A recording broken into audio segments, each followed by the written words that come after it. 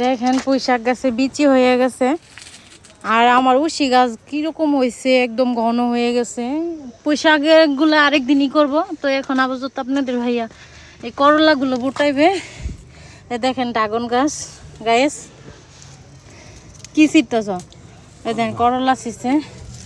এই যে আমিও করলা ছিটতেছি,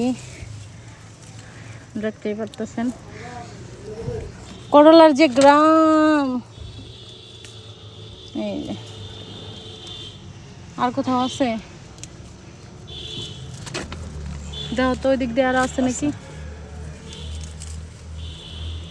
একটু কাটি উড়ে এলাম। হ্যাঁ দেখেন গাইস কতগুলা উঠাইছি, এক তরকারি খাওয়া যাইব।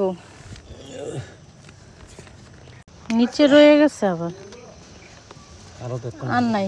আর পুঁই শাক গাছগুলো, পুঁই শাকের ডাঁটাগুলো 2-1 দিন পরে উঠাবো, কারণ এত সবজি একসাথে খাওয়া যাইবে না। এই যে নিচে একটা আছে, এটাও উঠাও। এই যে 2টা আছে, এগুলো এডি আর বড় হইব না, এডি আর বড় হইব না গাইস। এটি উঠাই ফেলাই, অনেক দিন ধরে হয়েছে। এডি আর বড় হইব না, দেখেই বোঝা যায়। এলে এডি এলো ইয়াও তোমার উস্তা কয়, তিতা করলা। এটি নাও, এটি করলাটি তুমি নাও, হাতে নাও। বাবুরে তোমার কিরকম ফিল হইতাছে? এতগুলা যে সবজি উঠাইলা আর নাই। চল।